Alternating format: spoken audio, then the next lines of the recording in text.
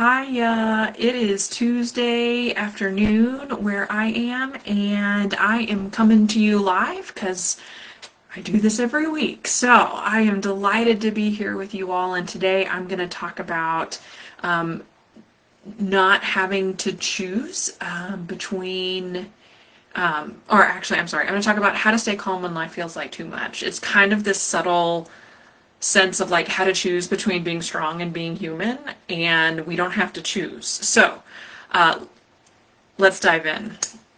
Oh, but first, before we dive in, if you'd like my notes, just type notes in the comment and I will send them to you over Messenger. And if you have any thoughts on this topic, I'd love to hear them. Don't hesitate to message me or put something in the comments.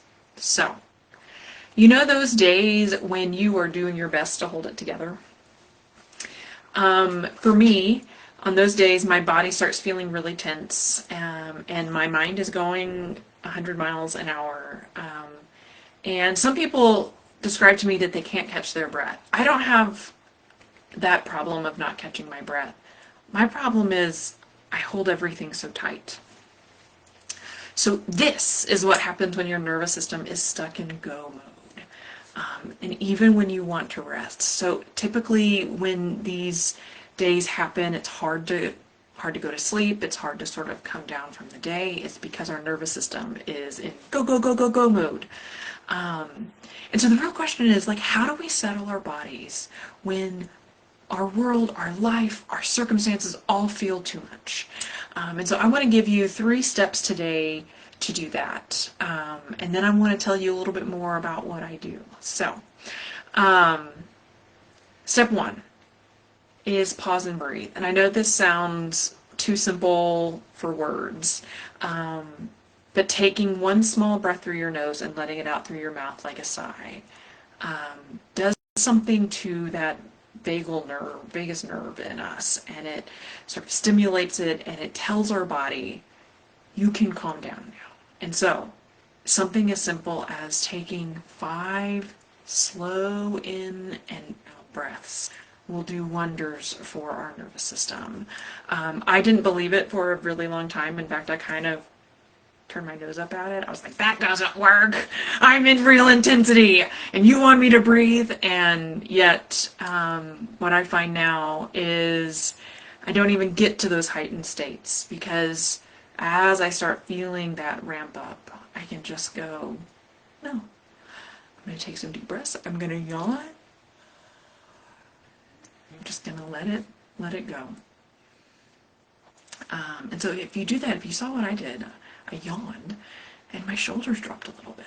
And so even just doing these slow in and slow out breaths, don't have to do a lot of them to make it work, to make it effective. Just do about 5 and you'll sense your shoulders dropping, you'll sense your mind calming just a little bit. So that was step 1, pause and breathe. Step number 2 is feel your feet on the ground. Yes, the ground. Place your feet on the floor, wiggle them just a little bit, and wiggle your toes, and just have this sense that the ground is holding you up. You're not holding the ground up, you're not holding the chair down, whatever it is. You are being supported by the ground and by the chair in which you're sitting.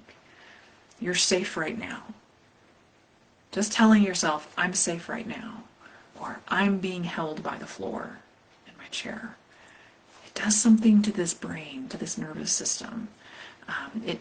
It's us telling ourselves, you're okay, you're safe right now.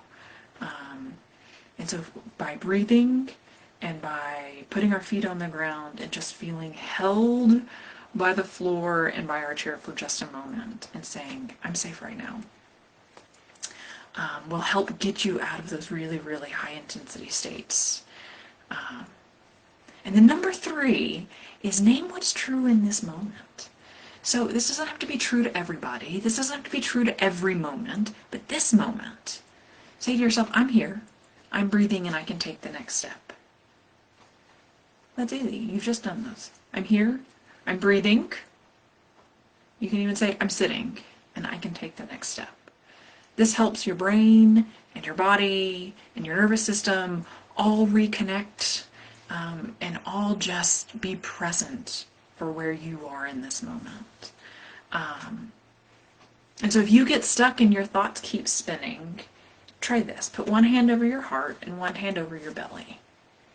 So now you can feel your heartbeat and your belly move up and down. So you can feel your breath move under your hands. And so if regular breathing isn't working for you, this small touch reminds your body you're not in danger. You're just feeling big emotions. And trust me, big emotions can feel like the tiger's coming after you. But doing these really soft and gentle things that you can do sitting at your desk, you can do them sitting in your car, can really help us process through these big emotions that we have. So one of my clients started using some of these simple steps, and she also incorporated journaling. And she said, I feel more focused when I can journal and when I can breathe deeply. It's like she's not scattered everywhere, she says. She's like, I'm here in this moment. And so it's cool to sort of see how these really, really small but meaningful and important steps can really help our body shift from these crazy, like just everything is busy and swirling, into these more calm, steady moments. So, again, if you'd like my notes, just comment notes and I will be happy to pop them over to you. This is not going to be a very long one today. And if this helped you at all today, tell me which step made the biggest difference. And then now I'd like to talk you through what I do.